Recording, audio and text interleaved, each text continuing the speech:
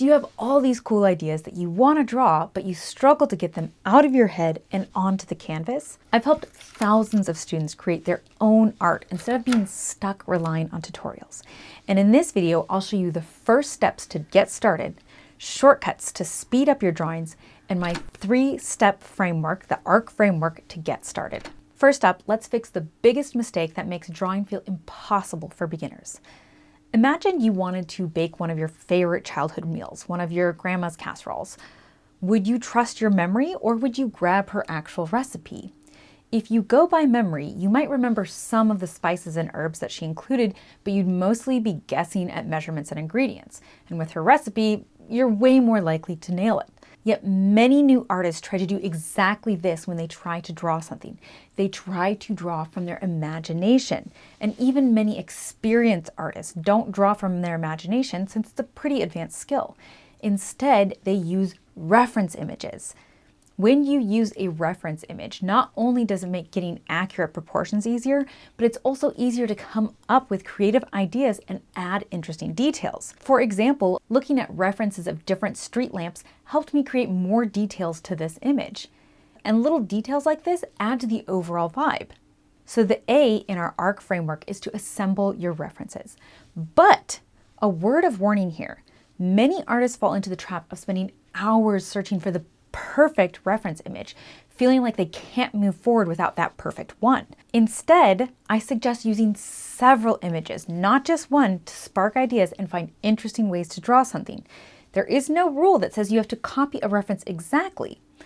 For example, if you are drawing a deer, you might love the face from one photo and the body pose from another.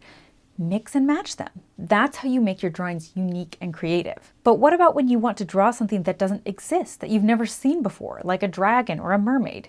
If you need to draw something from reference, how could you draw something that doesn't exist? Here's the trick. Even the most famous artists use real-life references to create imaginary creatures. Take a mermaid, for example. It's just a woman combined with a fish. And dragons? A dragon could have the wings of a bat, the claws of a lion, and the face of a lizard. Now, whether you're drawing an imaginary creature or something that's actually real, one of the fastest ways to level up your drawing skills is to study how other artists have drawn that same thing that you're trying to draw. Pay attention to the details that they include or exclude. How do they simplify things? For example, it could feel overwhelming to look at images of Yorkshire Terriers. There's so much detail. They have so much hair. How do you know how to simplify this down? So I took a look at how some tattoo artists have simplified down these dogs. And what I noticed, these reoccurring patterns, was that there's a focus on the hair around the eyes, kind of like big bushy eyebrows, and the hair right in line with the nose, kind of like a mustache. And that helped me simplify my own drawing down. Learning from those who have come before us means that we don't have to reinvent the wheel. Take some time to see how the masters of your craft, the artists that you admire most, will help you level up your drawings faster than anything else. The next part of the framework will save you from feeling completely disappointed in your work. When I first started drawing, I'd make a drawing, decide it was absolutely terrible, and shove my sketchbook away for the day. Everything changed when I took a class that required me to take a different approach before I was allowed to even attempt a drawing. Instead of aiming for one perfect drawing, fill your page with quick, rough versions of the thing you're trying to draw. Don't worry about making your lines perfect. Just scribble and experiment with as many different ways to draw your idea as you can. Try your subject from different angles or use different reference images. When you draw an object more than once, you'll start to get more creative with how you actually draw it. Maybe if you're drawing a raccoon, you would highlight the face in one sketch and the tail in another. The beauty of this approach is that it breaks perfectionism. It's absolutely okay to make bad drawings. Half the page is going to be probably lousy. And my first sketch of the day is usually my worst. But you'll find that your ideas get more creative as you go, and you'll stop worrying about making every line perfect because these are just sketches, not finished pieces. Once you've filled the page, then you can pick your favorite and refine it. You'll be amazed at how much more confident and creative you'll feel. The next step will make your art so eye-catching, it'll stop people mid-scroll. We want to bring main character energy to our pieces. See, main characters in a movie stand out because they are different than everything else around them. And that's exactly what you want in your art, something that draws the viewer's eye and captures their attention. And the most powerful way to do this? Color.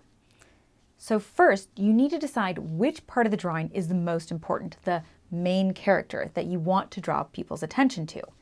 Then we need to make that part pop. And there's a couple ways that you can do this. One way is to make the main character a standout, unique color. Or like my student D here, you can make the main character lighter and brighter than the rest of the colors. In this piece, the frog is the main star. There is green in other parts of the illustration, but they're darker. They blend into the different background colors. They don't call attention to themselves, and they blend in so that your eye goes straight to the frog. The next part that my eye goes to in this piece is the telescope. And while it's also lighter, it's a lighter color than the background, it's not as vibrant or saturated as the frog. So it stands out from the background, but it doesn't steal the spotlight from the frog. But are you ever overwhelmed when trying to choose your colors? Or when you find colors that you like, you have trouble applying them to your art?